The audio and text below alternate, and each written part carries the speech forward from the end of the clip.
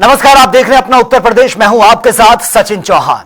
खबर लखनऊ से है। उप मुख्यमंत्री केशव प्रसाद मौर्य ने खाद्य प्रसंस्करण विभाग के अधिकारियों के साथ मीटिंग का आयोजन किया, जिसमें उन्होंने सरकार द्वारा चलाई जा रही योजनाओं की समीक्षा की है। इस दौरान उन्होंने मीटिंग को संबोधित करते हुए बताया कि प्रदेश में पहली बार मखाना का निर्यात हुआ है। राज्य में लगभग 65,000 से ज्यादा खाद्य संस्करण इकाइयां स्थापित की गई और 15,000 से ज्यादा लाभार्थियों को मशरूम उत्पादन के लिए प्रशिक्षण भी उपलब्ध करवाया गया है।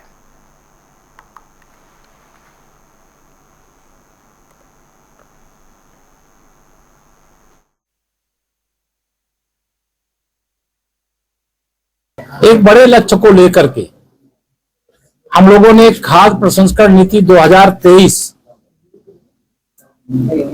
जो उत्तर प्रदेश में लेकर के आए हैं, मुझे यह कहते हुए गर्व है कि हिंदुस्तान में खाद्य प्रसंस्करण नीति 2023 उत्तर प्रदेश की सबसे बेहतरीन नीति है, जिसके अंतर्गत जो खाद्य प्रसंस्करण सेक्टर में निवेश करना चाहते हैं उनके लिए निवेश के अपार अवसर हैं।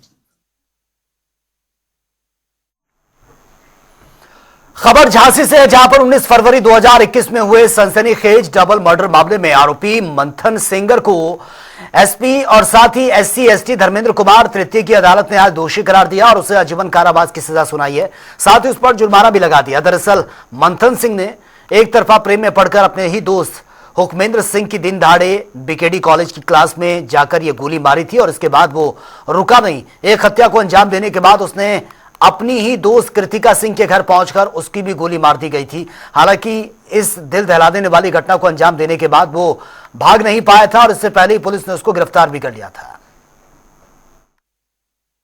ये 2021 की घटना है, 19/2/2021 की। और इसमें जो आज मंथन सिंह सेंगर को माननीय न्यायालय SC/ST धीरेन्द्र कुमार तृतीय ने उस पर फैसला सुनाया है। ये 2021 की घटना है। BKD में का ये छात्र था मंथन सिंह सेंगर और इसी के साथ इसका छात्र पढ़ता था इसका मित्र हुक्मेंद्र सिंह और इसी की क्लास में पढ़ती थी कृतिका त्रिवेदी। ये तीनों लोग उसी क्लास में पढ़ते थे और कृतिका को वो एक तरफा प्यार करता था मंथन सिंह सेंगर और उसकी केवल जो है हुक्मेंद्र से कृतिका की मित्रता थी। क्लासमेट होने के नाते एक दूसरे से क्या आना जाना था, बातचीत करते थे। ये बात उसको जो है पसंद नहीं आई। उसने कई बार रोका भी टोका भी, लेकिन उसने प्लांट करके क्लास में ये जो 12:45 पे 19/2/2021 को ये आया। आकर इसने जो है उसको गोली मारी, हुक्मेंद्र को। गोली मारने के बाद जो ब्लैक बोर्ड था उस ब्लैक बोर्ड पे जाकर वो चौक से दिल बनाता है। दिल बनाने के बाद भी फिनिश करता है, फिनिश लिख देता है ब्लैक बोर्ड पे और कहता है अब जाके हम कृतिका का मारेंगे जाके गोंदू कंपाउंड। ये घटना कहां पर हो रही है? ये घटना हो रही BKD कॉलेज के अंदर की क्लासरूम की। चलिए आगे बढ़ते हैं। लखनऊ में आज नगर निगम की ओर से संपूर्ण समाधान दिवस का आयोजन किया गया, जहां पर भारी संख्या में लोग अपनी समस्याओं के समाधान के लिए पहुंचे। इस दौरान महापौर ने लोगों की समस्याओं को सुना और समस्याओं का मौके पर निस्तारण भी किया। कुछ ऐसी समस्या है जिनको लेकर अधिकारियों को निर्देश भी दिए गए हैं। लखनऊ नगर निगम में GIS सर्वे से परेशान लोग और जो है दिल आए और तमाम ऐसे लोग हैं, किसी का गृह ज्यादा आ गया, किसी जो है जलकर ज्यादा आ रहा है, तो इन समस्याओं के निस्तारण के लिए लगातार लोग आ रहे हैं। आज काफी भीड़ भी है। सुबह से महापौर सुषमा खरकवाल अपने सहयोगियों के साथ लगातार लगी हुई हैं। 8 जोन के लोग, 8 जोन की टीम यहाँ बुलाई गई है कि लखनऊ के जो जोनल ऑफिसर है वो अपनी टीम के साथ जो है यहाँ लगे हुए हैं और वो जाकर के निस्तारित हुई समस्याओं कर रहे हैं। ज्यादा से ज्यादा लोग समस्याओं निस्तारण हो भी जाता है और उम्मीद की जा रही है कि जो लोग आते हैं उनकी समस्याएं निस्तारित होगी और वो जो है यहाँ से खुश होकर वापस जाएंगे। लेकिन भीड़ की स्थिति क्या है? ये पहला जो है फ्राइडे होने के कारण जो हफ्ते का, तो ये भीड़ आई है और ये भीड़ अपनी जो है समस्याओं को लेकर के लगातार चिंतित भी है, क्योंकि लोकल स्तर पर उनकी समस्याओं निस्तारण न हो पाने से उनको यहाँ से आना पड़ रहा है। और तमाम जगहों पर शिकायतें लोग ये भी हैं कि लोगों से पैसा भी मांगा जाता है उनका बिल संशोधन के लिए। वे समस्या यहाँ नहीं होती, क्यों? यहाँ खुद महापौर बैठती हैं, सारे जोनल ऑफिसर रहते हैं, तो उनके सिंगल विंडो सिस्टम से समस्याओं का निस्तारण होता है। और ये काफी कुछ जो है, मैं देखिए आप कहाँ से हैं भैया? भैया रामगंज हुसैनाबाद से आया हूँ ब्याज को माफ कराने के लिए आया हूँ। ज्यादा ब्याज आ गया। हाँ ज्यादा है। आप कहाँ गए? लखनऊ से क्या गए भैया? ये ब्याज के चक्कर में। आप भैया कहाँ गए? मैं सावेरगंज से। क्या दिक्कत है? अरे गिराय कर बहुत ज्यादा आ गया, मतलब कई गुना, तो वही सही करवाने आए थे। क्या कहा लोगों ने? अब दे दिया, मैंने कागज दे दिया, सही हो रहा है, काम हो रहा है। तो देखिए किसी का ग्रह का ज्यादा आ गया है, तो ग्रह का जब ज्यादा आएगा स्वाभाविक जलकर भी ज्यादा आएगा। तो आश्वासन और भरोसे तमाम लोकल स्तर दिए जाते हैं, तब पूरे नहीं होते हैं, उसके बाद लोग यहाँ आते हैं और तब भी समस्याओं के समाधान की उम्मीद लगाए हुए आते हैं और वो महापौर के पास और मेयर के पास आकर के अपनी समस्या कहते हैं, तब जाकर के जोनल स्तर पर उनकी दिक्कतें दूर की जाती हैं और वो दिक्कतें उम्मीद है जल्द ही दूर कर दी जाएंगी। कैमरा पर्सन रियाज के साथ टीएन मिश्रा, जनता टीवी, लखनऊ। और लखनऊ के बख्शी तालाब इलाके में 9 जनवरी को अंकित वर्मा नाम की युवक की हत्या कर दी गई थी, जहां पर पुलिस को युवक का बंधा हुआ शव बरामद हुआ था। और इसी कड़ी में जांच पड़ताल में जुटी पुलिस ने दर्जनों सीसीटीवी कैमरे भी खंगाले। सर्विलांस की मदद से ब्लाइंड मर्डर केस में 4 आरोपियों को गिरफ्तार किया। और इसी को लेकर हमारे संवाददाता तौकीर किदवई ने लखनऊ नॉर्थ के डीसीपी से खास बातचीत की है। 1 महीना पहले एक युवक की हत्या की गई। इस ब्लाइंड मर्डर केस में पुलिस को काफी खाक भी छाननी पड़ी, लेकिन फिलहाल इस पूरे मामले में 4 लोगों को गिरफ्तार किया गया है। हमारे साथ डीसीपी नॉर्थ गोपाल चौधरी जी हैं।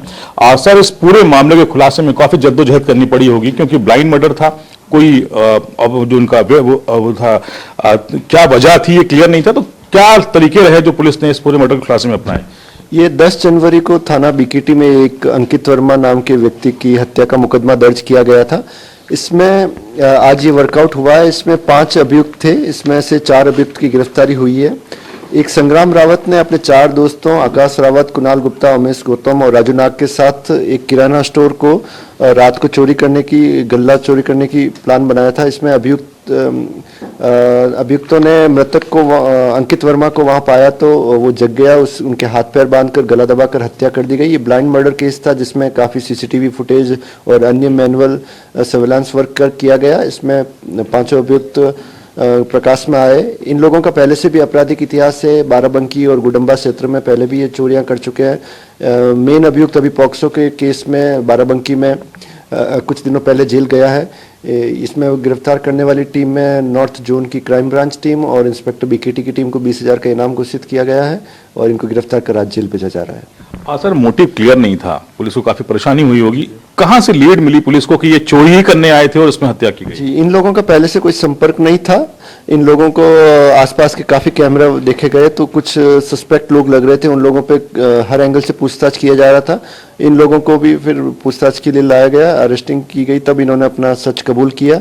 इनको फिर अन्य इलेक्ट्रॉनिक साक्ष्यों के आधार पर भी घटना से जोड़ा गया तो इन्होंने कबूल किया। उसके बाद इनको गिरफ्तार कर जेल भेजा जा रहा है। आपने बताया सर एक अभियुक्त जेल में है, क्या उसको भी डिटेन करेंगे, रिमांड पे लेंगे? बिल्कुल, उसमें बी वारंट का प्रोसेस होता है। बी वारंट लिया जाएगा, उससे को भी पूछताछ के लिए लाया जाएगा। उसके बाद उसको भी रिमांड इस धाराओं में भी लिया जाएगा। सर, जो मुकदमा लिखा गया हत्या की धारा, क्या धाराएं भी तरमीम होंगी अब? बिल्कुल, इसमें 5 लोग हैं तो डकैती का प्रयास और जो धाराएं इसमें बन रही है उस हिसाब से धाराएं बढ़ाई जाएगी और इसमें गैंगस्टर की भी कार्रवाई की जाएगी और उसके बाद चार्जशीट कोर्ट में दाखिल की जाएगी। बहुत शुक्रिया हमसे बात करने के लिए। एक ऐसा ब्लाइंड मर्डर केस था जिसको खुलासा करने के लिए पुलिस को काफी जद्दोजहद करनी पड़ी। कई सीसीटीवी कैमरे खंगाले गए, क्राइम टीम लगी, उसके अलावा जो लोकल पुलिस है उसने भी काफी प्रयास किए। फिलहाल इस पूरे मामले में 4 लोग गिरफ्तार किए गए हैं। मोटिव था वहां पर चोरी करने का, लेकिन उसके जागने की वजह से 5 लोगों ने मिलकर उस युवक की हत्या कर दी। फिलहाल पुलिस के खुलासे के बाद इलाके के लोग भी अब ये बात कर रहे हैं कि इस केस के पीछे जो कई कहानियां थी वो दब गई हैं और अब पूरा मामला चोरी का निकला है। कैमरा पर्सन रियाज के साथ तौकीर किदवई, जनता टीवी, लखनऊ। और वहीं प्रयागराज में चल रहे महाकुंभ के सेक्टर 8 में जीआर स्वामी जी महाराज के सानिध्य में लक्ष्मी नारायण महायज्ञ का आयोजन हुआ, जिसमें हजारों की संख्या में भक्तों ने भाग लिया है। गाजे बाजे के साथ श्रद्धालुओं ने यज्ञ मंडप से गंगा घाट तक कलश यात्रा निकाली है और गंगा घाट से जल भरकर यज्ञ मंडप तक वो पहुंचे हैं। 70 बीघा में फैली महाशिविर में 1260 यज्ञ बनाए गए और 101 कन्याओं का विवाह भी संपन्न किया जाएगा। महाशिविर में शामिल होने के लिए लोग दूर दूर से पहुंच रहे हैं। विश्व के सबसे बड़े धार्मिक आयोजन महाकुंभ में हम खड़े हैं और ये जो शिविर है करीब 70 बीघे बना हुआ है। और सबसे बड़ी बात है, आरा बक्सर के, जो बिहार के बक्सर के जी.आर. स्वामी है, ये उनका शिविर है। और यहाँ पर सबसे खास कई ऐसे अनुष्ठान हो रहे हैं जो विश्व और देश कल्याण के लिए है, मानव कल्याण के लिए। उनके हमारे साथ प्रवक्ता अखिलेश जी हैं, हम उनसे बात करेंगे।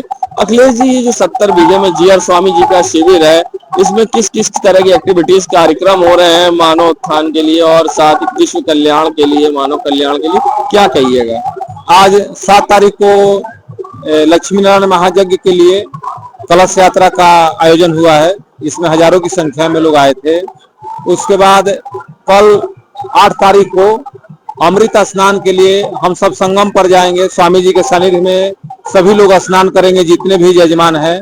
9 तारीख को सुबह में यज्ञोपवीत का कार्यक्रम है, जिसमें सैकड़ों बच्चों को यज्ञोपवीत दिया जाएगा। उसके बाद में 101 कन्याओं का शादी है, जिसमें बिहार, झारखंड, उत्तर प्रदेश, मध्य प्रदेश, छत्तीसगढ़ की सभी कन्याएं हैं। और स्वामी जी के सानिध्य में उनको शादी करवाया जाएगा। और उसके बाद 10 तारीख को 12,500 शंख की ध्वनि एक साथ गूंजेगी विश्व कल्याण के लिए। और ये लक्ष्मी नारायण महायज्ञ विश्व कल्याण के लिए कराया जा रहा है, जिसमें 1051 यजमान बैठकर विश्व शांति के कल्याण के लिए, विश्व के कल्याण के लिए अग्नि में आहुति डालेंगे। तो देखिए, सबसे बड़ी बात है कि आहुति दी जाएगी विश्व कल्याण के लिए, कन्याओं की शादी कराई जाएगी जी.आर. स्वामी के द्वारा। और यहाँ पर आपको दिखा रहे हैं कि जो 70 बीघे में ये पूरा बना हुआ है, यहाँ पर हवन की तैयारी, यज्ञ की तैयारी, सब आप देख सकते हैं व्यवस्थाएं। और हमारे साथ यज्ञ के आचार्य हैं, हम उनसे बात करेंगे। ये बताइए, किस तरह से जी.आर. स्वामी के शिविर में ये यज्ञ होने जा रहा है और किस तरह से ये हवन कुंड बनाए गए हैं, कितने हवन कुंड, क्या विशेष है? देखिए, सबसे पहले हम अपने गुरु जी को नमस्कार करते हुए आपको ये बताना चाहेंगे, हमारे स्वामी जी का यज्ञ देश के कोने कोने में होते रहते हैं, लेकिन इस यज्ञ का विशेष महत्व है। जिस तरह से 12 वर्षों पर महाकुंभ लगता है, इस महाकुंभ का भी विशेष महत्व है। 144 वर्ष के बाद ये महाकुंभ, पूर्ण महाकुंभ बताया जा रहा है।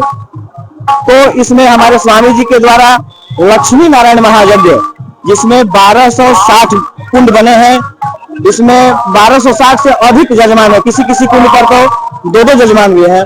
तो लगभग 1500 के करीब यजमान होंगे और 100-200 के लगभग आचार्य ब्राह्मण हैं, जिसमें काशी से, मथुरा से, वृंदावन से और बक्सर, आरा, कोने कोने से जाने माने विद्वान सभी पहुंचे हुए हैं यहाँ यज्ञ आहुति कराने के लिए। तो देखिए, जिस तरह से यज्ञ की आहुति होगी, यहाँ पर करीब 1200 से ज्यादा हवन कुंड बनाए गए हैं। और ये पूरा कार्यक्रम 15 तारीख तक चलता रहेगा।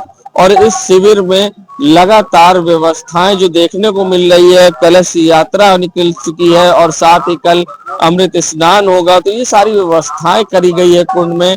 और हम आपको एक बार फिर से दिखाएंगे इस शिविर को, कि आप देख सकते हैं कि जब इस शिविर का हवन कुंड इतना बड़ा है, तो आप इस शिविर के बारे में सोच सकते हैं, क्योंकि 70 बीघे में है और जिसमें 500 से ज्यादा टीम के कैंप बने हैं और कपड़े के टेंट हैं, जिसपे लोग रह रहे हैं निःशुल्क। कुंभ जनपद से वीडियो जर्नलिस्ट सामू कुशवाहा के संग सैयद मोहम्मद आमिर, प्रयागराज। महाकुंभ के 3 राज्य की अमृत स्नान के बाद अब अखाड़े वापसी की परंपरा शुरू हो गई है। और इसी कड़ी में पंचदशत नाम आह्वान जूना अखाड़ा और अग्नि अखाड़े में दही पकौड़ी कार्यक्रम का आयोजन किया गया। वहीं कार्यक्रम में पंचदशत नाम अखाड़े के मुख्य संरक्षक महान भारद्वाज गिरी महाराज ने शिरकत की है। इस अवसर पर उन्होंने बताया कि प्राचीन परंपरा को निभाते हुए दही पकौड़े कार्यक्रम को यहां पर आयोजित किया गया था। हमारे सनातन धर्म में जहाँ जहाँ चारों प्रमुख जगहों पर कुंभ मेला लगता है, उसमें से एक कुंभ यहाँ लगा प्रयागराज 2024-25। विधिवत तरीके से परंपरा हिसाब से अखाड़े का नगर प्रवेश होता है। उसके बाद धर्मध्वजा स्थापना होती है। उसके बाद छावनी प्रवेश होता है। छावनी प्रवेश के बाद में पूरा कुंभ मेला में 3 स्नान होते हैं। 3 स्नान के अंदर हमारी आंतरिक गतिविधि अखाड़े की जो होती है, कार्य करने की जो होती है, वो भी होती है प्रक्रिया विधिवत। और उसके बाद जब मेला का समापन हो, आगाज हो, तो उसका अंत भी होता है। तो मेले का एक औपचारिक समापन होता है। हमारा जीवन तो सतत बहता रहता है साधुओं का, लेकिन प्रयागराज कुंभ मेले का यहाँ पर समापन हो रहा है। आवाहन अखाड़ा, जूना अखाड़ा, अग्नि अखाड़ा, तीनों अखाड़ों का तो तीनों अखाड़ों की ऐसी रस्म है, ऐसी प्रणाली है, ऐसी परंपरा है। जिस दिन आखिरी दिन पर तनी ढीलिया होती है उस दिन भगवान श्री गणेश को कड़ी पकौड़े की भोग लगाई जाती है, चावल तुलसी पत्ता एवं दाल के सारा। तो महात्मा लोग ऐसा कहते हैं, कड़ी पकौड़ी बेसन की, गाड़ी पकड़ो स्टेशन की। राज्यसभा के उपसभापति हरिवंश नारायण सिंह प्रयागराज पहुंचे, जहां पर उन्होंने महाकुंभ का दौरा करने के बाद अपना बयान भी दिया है और अपनी प्रतिक्रिया देते हुए उन्होंने कहा कि लगभग 144 सालों बाद महाकुंभ का आयोजन हो रहा है। प्रदेश सरकार ने महाकुंभ को लेकर बेहतरीन व्यवस्थाएं की हैं। रोजाना करोड़ों की संख्या में लोग आस्था की पवित्र डुबकी लगाने में जुटे हुए हैं। अद्भुत, अलौकिक, शब्दों से परे समृद्ध आंतरिक अनुभव। लगभग 144 वर्षों बाद यह महाकुंभ प्रयागराज में हो रहा है। आज सुबह हम लोग आए, गंगा में जो बड़ी संख्या में लोग हैं, महामानव के समुद्र, उसमें हमने स्नान किया और दर्शन किया। यह अलौकिक, अद्भुत, जैसा मैंने कहा, अनुभव रहा, आंतरिक रूप से समृद्ध करने वाला। भारत की पुरानी समृद्ध परंपरा और संस्कृति क्या रही है उसकी झलक पाना हो तो यह कुंभ उसका सबसे बड़ा जीवंत और साक्षात प्रमाण है, जीवंत प्रमाण है। पूरे देश से, कोने कोने से लोग अपनी आस्था, अपनी संस्कृति की वो धागा लिए जिसकी बुनियाद कई हजार वर्षों पहले पड़ी, लेकर यहाँ आते हैं और मानव समुद्र की तरह यहाँ एक साथ स्नान करते हैं। वो अनुभूति ही अपने आप में अद्भुत है। यह भारत की वो संस्कृति है जो हजारों वर्ष बाद भी आज कायम है। संगम नगरी प्रयागराज में रोजाना करोड़ों की संख्या में भक्त आस्था की पवित्र डुबकी लगा रहे हैं। देश के अलावा दुनिया के कोने कोने से कई दिग्गज महाकुंभ में पहुंच रहे हैं और इसी को लेकर अभिनेता संजय मिश्रा प्रयागराज पहुंचे हैं, जहां पर उन्होंने महाकुंभ को लेकर अपनी प्रतिक्रिया दी है। उन्होंने कहा कि विशाल महाकुंभ में लोगों की भारी भीड़ देखने को मिल रही है और इसे सुचारू रूप से चलाने के लिए कोशिश भी सफल रही है। जैसा देश वैसा भेष, और शुरू होने के पहले भी हम कुंभ आए थे और आज भी कुंभ में ही है। बहुत डिफरेंस दिखा। पूरी कोशिश की गई है इसको अच्छा बनाने की, सुचारू रूप से। बहुत क्राउड है बॉस, मतलब आज के बारे में सोचा था कि इतना क्राउड नहीं होगा, बट बहुत क्राउड है। तो कैसे उसको सुचारू बनाए और कोशिश सफल हुई है। बढ़िया है, बहुत बढ़िया।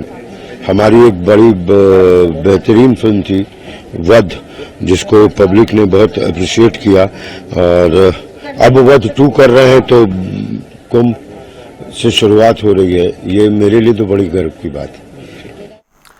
दुनिया भर में दिव्य, अलौकिक और भव्य महाकुंभ की जोरों शोरों से इस वक्त चर्चाएं हैं।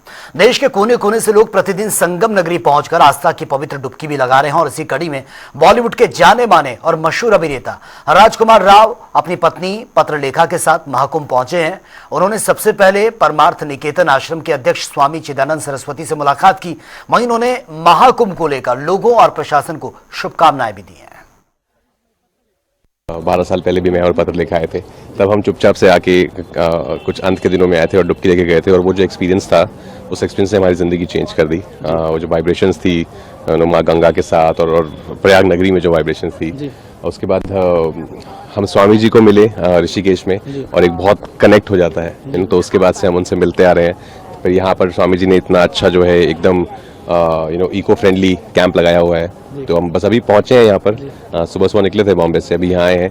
अभी बहुत एक्साइटेड हैं डुबकी लेने के लिए। तो इतने बड़े पैमाने पर ऑर्गेनाइज करना, ये हर साल, हर बार जब भी होता है Guinness book of world record में इसका नाम जाता है, महाकुंभ मेले का। तो मेरी तो सिर्फ शुभकामनाएं हैं पूरी एडमिनिस्ट्रेशन के साथ, और जो श्रद्धालु आए हुए हैं वो भी इतनी श्रद्धा के साथ यहाँ आए हुए हैं। चल रहे हैं लोग, मैंने देखा सड़क पर, अगर ट्रैफिक भी है थोड़ा तो, पर यहाँ तक पहुँचना, वो जो यहाँ पर पहुँचकर जब आप गंगा माँ और संगम में जब डुबकी लेते हैं ना, यमुना जी और सरस्वती जी के बीच में जब खड़े होकर डुबकी लेते हैं, वो आप सब अपना दर्द दुखड़ा सब भूल जाते हैं। उससे बढ़कर कुछ नहीं है। और वहीं फिरोजाबाद में दो अलग अलग स्थानों पर निजी कार्यक्रमों का आयोजन हुआ, जहां पर कार्यक्रम में समाजवादी पार्टी के महासचिव शिवपाल सिंह यादव ने शिरकत की है। इस दौरान उन्होंने कार्यक्रम को संबोधित भी किया, जिसमें उन्होंने बीजेपी पर जमकर निशाना साधा है। उन्होंने कटाक्ष करते हुए कहा, बीजेपी लोकतंत्र की हत्या करने में लगी है। इसके अलावा महाकुंभ में आग लगने की घटना पर उन्होंने प्रतिक्रिया देते हुए कहा है कि महाकुंभ को लेकर सरकार ने अच्छी व्यवस्थाएं नहीं की हैं। मुकाबला किया है जनता और जनता ही भारतीय जनता पार्टी से जनता ही मुकाबला करेगी। सर कुंभ को लेकर के क्या महाकुंभ में सर फिर आग लगी और लगातार आग की घटनाएं हो रही हैं। देखिए पूरी तरह से वहाँ अव्यवस्था रही है। समाजवादी पार्टी के सांसद अवधेश प्रसाद ने मिल्कीपुर उपचुनाव पर बयान दिया। उन्होंने कहा कि चुनाव में मिल्कीपुर इतिहास बनाएगा। लाख गुंडई के बाद भी सपा प्रत्याशी अजीत प्रसाद की ही जीत हासिल होगी। वहीं उन्होंने और क्या कुछ कहा, एक बार सुन लेते हैं। अखिलेश जी का उम्मीदवार, पीडीए का उम्मीदवार अजीत प्रसाद लाख चुनाव में धांधली, बेईमानी, खुल्लम खुल्ला बूथ के कर्मचारियों द्वारा, पीठासीन अधिकारियों द्वारा। और हापुड़ से यह बड़ी खबर है। नेशनल हाईवे 9 पर देखने को मिला है भीषण सड़क हादसा। रॉन्ग साइड से जा रही कार ने बाइक सवार को टक्कर मारी है। सड़क दुर्घटना में महिला गंभीर रूप से घायल बताई जा रही है। घटना का यह वीडियो सोशल मीडिया पर बहुत तेजी से वायरल हो रहा है। सीसीटीवी फुटेज सामने आया है और हादसे का जो वीडियो है वो सोशल मीडिया पर वायरल भी हो रहा है। तो फिलहाल ये दर्दनाक हादसा हुआ और ये वीडियो आप देखिए, ये सीसीटीवी फुटेज है जो हम आपको दिखा रहे हैं। नेशनल हाईवे 9 पर यह भीषण सड़क हादसा हुआ है। हापुड़ में रॉन्ग साइड से जो कार जा रही है उसने बाइक सवार को टक्कर मारी है, ये आप देख सकते हैं।